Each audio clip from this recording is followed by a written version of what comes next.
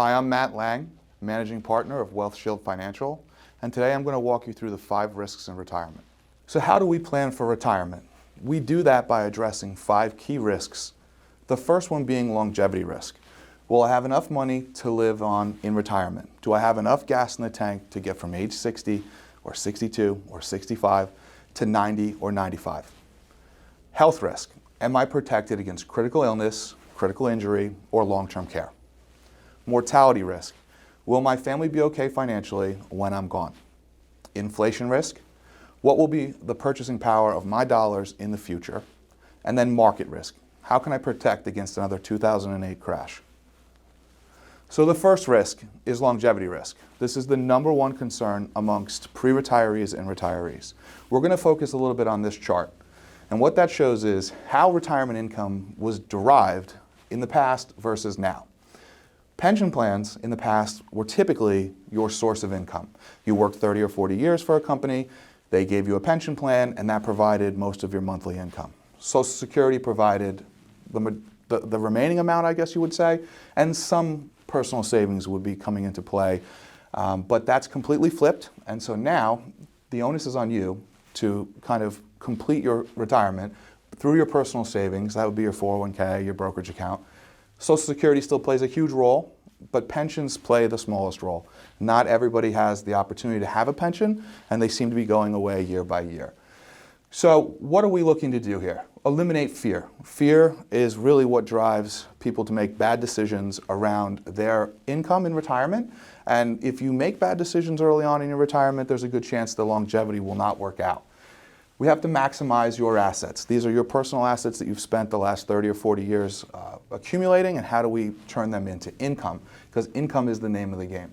And then can we guarantee part of that income for life, similar to what a pension would have done for you if you worked in the last generation or the one before that? The second risk is health risk.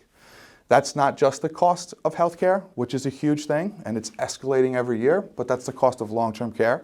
That's the cost of let's say critical illness care. And here in the middle, you've got a chart kind of showing you the annual cost of nursing home care in 95 all the way out to 2030. And annually, it was about $50,000 in 1995, and the projection is all the way up to $275,000 in 2030.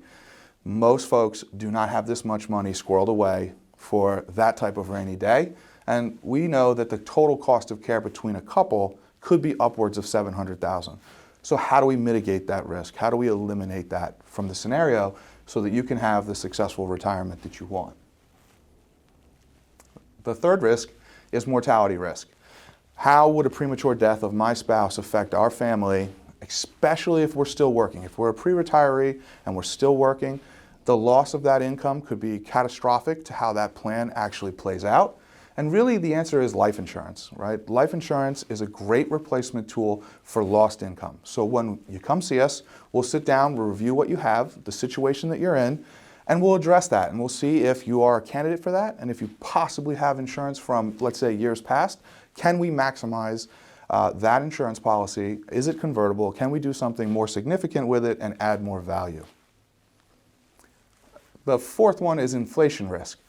Inflation is the silent killer of all retirements. This is an absolutely hot topic right now. I think everyone in this country realizes that inflation is on the way up. It's been up for a little over a year now. And we feel it at the gas station, we feel it at the grocery store. And how is that going to impact your retirement, let's say in 10, 15, 20 years from now, when you're going to buy those goods, right? How are we going to protect against that?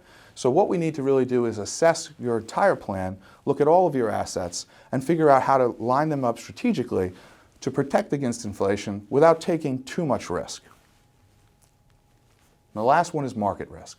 How do I balance my overall portfolio to get the desired result without giving up the opportunity for growth? So everybody remembers 2008. It kind of spawned the Walmart greeter, where you were, let's say, turning 65 in 2008. The market corrected, and you weren't able to retire. Or you did retire, but you had to take a much lesser opportunity because you still needed income, but you couldn't retire because your assets hadn't recovered in the market, and it created havoc. We need to eliminate that by taking a look at the overall portfolio and seeing how much risk we can afford to take, And we do that through our process. But what I want to focus on here real quick is where that fear from before kind of comes in. So in 2008, most folks were in their 401k and the market went down 37%. Everybody panicked and sold. So they realized that loss. And then 2009 was actually a very good year, right? It was up 26%. Those people who panicked and sold because they were very close to retirement didn't have the stomach to get back into the market. So what happened was it passed them by. So 2009 came along and it had a great year and it passed them by and they were not taking advantage of that upward market. 2010 was another great year. At this point, most folks were getting back into the market, but they had realized so much losses from 2008, they were still underwater. If they started with $1 million in 2008, they were still underwater by the time 2010 came along, and that's making the assumption that you got back into the rebound in 2009 and 2010. And what happens there is it changes the outcome, and it changes the way your income looks in retirement, and it shortens how far can we make that income work based on your standard of living. So if we wanted to retire at 65 and we had a life expectancy of 90, well, maybe the numbers don't work. So now it might be 85. And at 85, you're going to tell me that's not long enough. So that means we have to pare back income. So we have to change the plan. So we need to eliminate some of the market risk and build more certainty. So those are the 5 risks, and we will address all of them. But what I think matters most is where we excel, which is a comprehensive plan. Because it's not just about tax planning.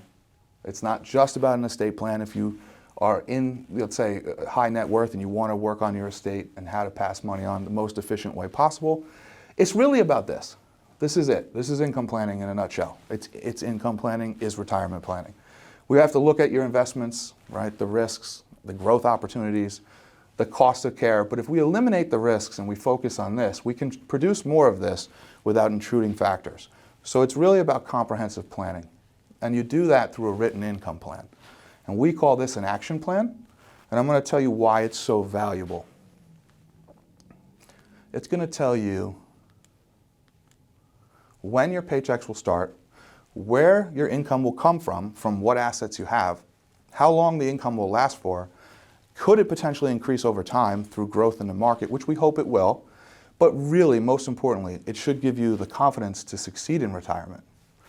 I'm Matt Lang, Managing Director at Wealth Shield Financial. This is how you can get in touch with us. I hope you enjoyed the video.